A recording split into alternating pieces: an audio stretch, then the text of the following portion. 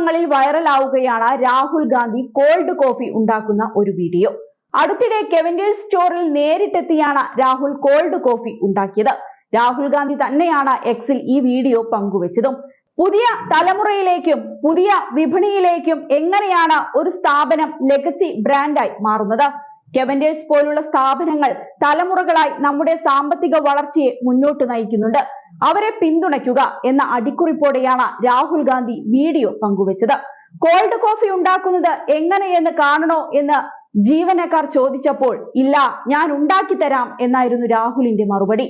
ഒപ്പം പാലും ഐസ്ക്രീമും ചേർത്ത് മിക്സ്ചർ പ്രവർത്തിപ്പിക്കുന്നതും കാണാം.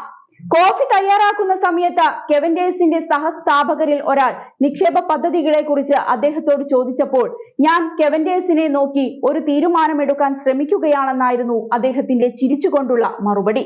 കടയിൽ എത്തുന്നവരുമായും അദ്ദേഹം ആശയവിനിമയം നടത്തുന്നതും വീഡിയോയിൽ കാണാം.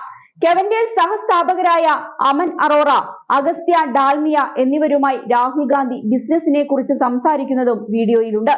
അവരുടെ വിപുലീകരണ പദ്ധതികളെ കുറിച്ചും അദ്ദേഹം ചോദിച്ചറിയുന്നുണ്ട്.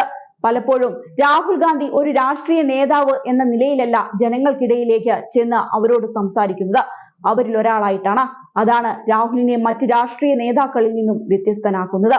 അതുപോലൊരു കാഴ്ചയാണ് നാം വയനാട്ടിൽ നിന്നും ഒരിക്കൽ കണ്ടത്. പ്രിയങ്ക ഗാന്ധിക്കായി പ്രചരണത്തിനെത്തിയപ്പോൾ വയനാട്ടിലെ സിപ്പ് ലൈനിൽ കയറിയ വീഡിയോ രാഹുൽ ഗാന്ധി യൂട്യൂബിൽ പങ്കുവച്ചത് ശ്രദ്ധേയമായിരുന്നു. കാരാപ്പുഴയിലെ അഡ്വഞ്ചർ പാർക്കിലെ സിപ്പ് ലൈനിലാണ് രാഹുൽ കയറിയത്. ഒരു കാഴ്ചക്കാരനെ പോലെയാണ് അന്ന് അദ്ദേഹം വയനാടിനെ ചേർത്ത് പിടിച്ചത്. കേരളത്തിലെ ഏറ്റവും ദൈർഘ്യമേറിയ സിപ്പ് ലൈൻ ഞാൻ ചെയ്തു എന്ന് പറഞ്ഞാണ് രാഹുൽ വീഡിയോ പങ്കുവച്ചത്.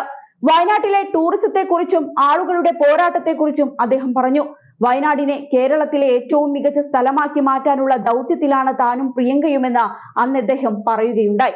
ഇത് തനിക്ക് രാഷ്ട്രീയത്തെക്കാൾ അപ്പുറമാണെന്നും വയനാട്ടിലെ ജനങ്ങൾ ശരിക്കും തന്റെ ഹൃദയത്തിൽ ഇടം നേടിയിട്ടുണ്ടെന്നും അദ്ദേഹം പറഞ്ഞിരുന്നു.